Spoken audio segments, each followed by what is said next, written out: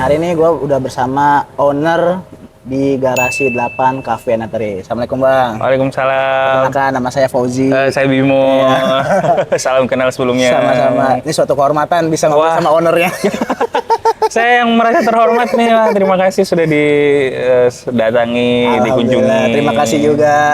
Tempatnya oke nih Bang. Wah, terima kasih. Ya, ini konsepnya memang industrial ya. Betul. Secara tampilan tempatnya gitu.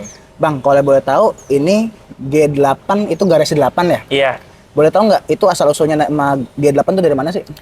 Oke, G8 sendiri itu kan areanya kan namanya Garasi 8 ini. Ya, jadi kita bikin lebih gampang lah, jadi kita singkatin jadi namanya G8 Coffee and Eatery. Yes. Nah, sebenarnya kenapa namanya G8 atau Garasi 8 itu sebenarnya yang pertama garasi itu karena dulu ini garasi tempat orang tua naruh mobil di sini. Kemudian 8 itu nomor rumah. Jadi ya udah kita gabung aja deh namanya G8 Garasi 8 gitu. Iya. Tapi asik Bang ya, maksudnya untuk areanya asri dari depannya, terus dalamnya juga kayak home industry kan. Iya. Apalagi dengan ornamen-ornamen dan artnya yang itu hidup banget gitu loh. Iya.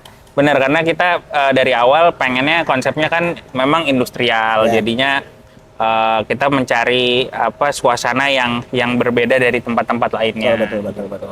Kalau boleh tahu buka hari apa aja dan jam berapa? Setiap hari kita buka, Senin sampai Sabtu kita buka jam 10, tutup jam 10. Kalau hari Minggu buka jam 9, tutupnya jam 9. Okay. Tapi kalau untuk malam Minggu, biasanya kita ada live musik nih. Gitu. Jadi sampai jam berapa tuh? Biasanya kita startnya setengah 8 atau habis Isya, mungkin selesai bisa jam setengah 11 atau jam 11 gitu. Okay. Jadi agak lebih malam. Betul. Biasanya live musik itu dari siapa Bang yang datang biasanya? Kita punya home band ya di band. sini. Tapi beberapa bulan sekali kita rolling gitu. Yeah. Jadi marketnya beda-beda sih selama ini. Betul. Bang, ini boleh jelasin nggak? Di Google Maps itu 4,9 ratingnya. Wah. The best loh. Dan banyak review-review dari customer yang pernah kesini, ya pertama makanan yang nggak fail, semuanya harganya worth it. Itu bagaimana Bang sampai detik ini bisa sampai kayak sekarang? Nah, yang pertama kita juga kurang tahu sebenarnya yang pertama. Kenapa? Karena yang menilai adalah yang datang. Betul. Kita nggak bisa kontrol sama sekali tentang penilaian itu. Yeah. Dan mungkin yang lain saya bisa jawab mungkin karena kita develop cukup lama untuk menu-menunya. Dan buat saya pribadi, semua orang bisa buat makanan yang ada di sini. Tapi yang membedakan kan pasti punya ciri khas. Betul. Nah, itu yang kita tonjolkan di sini adalah bagaimana kita menonjolkan ciri khas G8 dibanding dari yang lain gitu. Karena ya saya selalu bilang sama anak buah saya juga, semua orang bisa bikin nasi goreng, semua restoran punya nasi goreng, tapi kita menonjolkan yang berbeda. Jadi entah di tampilannya, di platingnya, di bumbunya, nah itu yang akan membedakan gitu.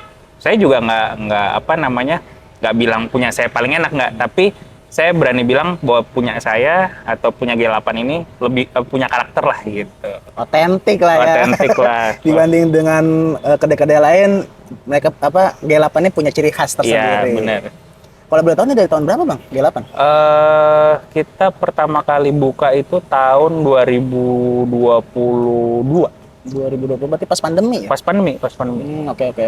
Itu. Jadi gimana Bang ceritanya tuh? Pandemi kan ya tahu sendiri banyak yang collapse kan dari food and beverage juga atau mungkin dari kantor-kantor lain. Yeah. Bagaimana bisa sampai struggle sampai saat ini?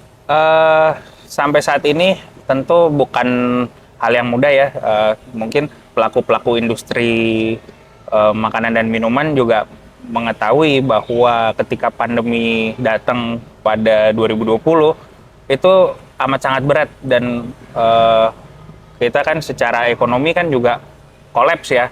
Nah, waktu itu memang kami sudah punya keinginan untuk membuka ini jauh-jauh hari. Jadi waktu itu kayaknya pembangunan sudah keburu jadi ini udah nggak bisa dimundurin lagi nih. Jadi ya kita coba buka dan ternyata sampai hari ini masih bisa berjalan dengan baik, juga didukung oleh teman-teman atau customer-customer yang memang reguler di sini gitu. Alhamdulillah sampai sekarang ya, Bang. Alhamdulillah. Sekarang ke makanan Bang. Tadi aku tuh nyobain kopinya tuh Ice Coffee Jempa Iya. sama Om Joy. Iya. Tadi kalau nggak salah untuk Jempa itu kan mereka pakainya essence banana ya. Iya. Jadi memang lebih nonjolnya tuh rasa pisangnya. Iya. Tuh kalau boleh tahu nggak itu penggunaan biji beansnya pakai apa sih? Kita pakai house blend ya. Ya, kita punya racikan kopi sendiri yang memang disesuaikan dengan selera kita gitu. Nah, kita memang di sini kopinya itu mau menonjolkan creamy-nya, karakter kental, manis, tapi nggak melupakan beans-nya gitu. Iya. Makanya tadi pas minum ya selain yang nonjol si pisangnya, ada hint dari si kopinya juga, jadi nggak hilang gitu. Bener. Nah, kalau misalnya yang kopi Om Joy yang tadi sempat disebutin, itu memang ya salah satu signatur dari kami juga yang memang beans-nya dari Sumatera. Kemudian kita juga dengan tekniknya seperti kopi tarik ya, kopi saring. Jadi itu yang membedakan di beberapa coffee shop lain atau resto lain yang memang tidak semuanya punya gitu. Mungkin kalau misalnya kopi mesin itu di mana-mana hampir semua punya gitu. Tapi kalau kopi saring ini yang nggak semua orang punya. Jadi kalau di Sumatera itu biasanya kan kita meminum kopi itu di pagi hari itu.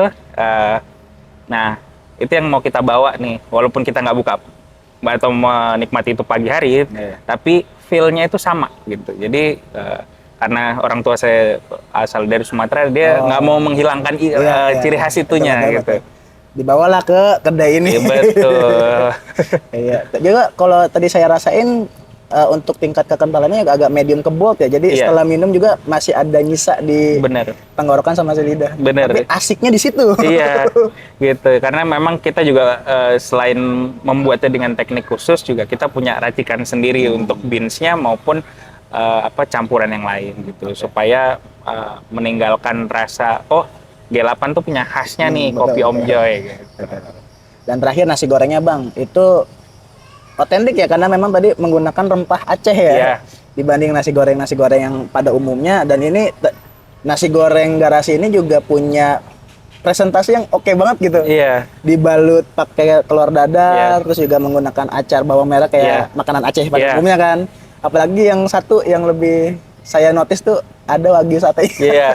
Jadi itu tadi balik lagi saya bilang masalah nasi goreng semua orang punya ciri khas. Kami di ciri khasnya di sini kita mau mencoba seperti nasi goreng hotel sebenarnya. Kalau kita makan di hotel itu kan kalau room service biasanya nasi goreng tuh pasti ada telurnya, ada ayamnya, ada satenya biasanya. Nah, kami nggak pakai ayam, tapi kita mencoba pakai daging. Jadi ya di satenya, terus kemudian karena orang tua juga berasal dari Aceh, jadinya dia nggak mau menghilangkan roots-nya gitu. Tanpa kita bilang ini restoran Aceh, ini bukan restoran Aceh by the way, tapi roots itu ada, akarnya itu ada gitu, dan itu ada di hint-hint setiap makanan atau minuman. Oke Bang, terima kasih atas waktunya dan informasinya. Semoga sukses selalu buat sama-sama. Terima kasih banyak. Buat Abang juga sukses juga buat kehidupannya. Terima kasih banyak.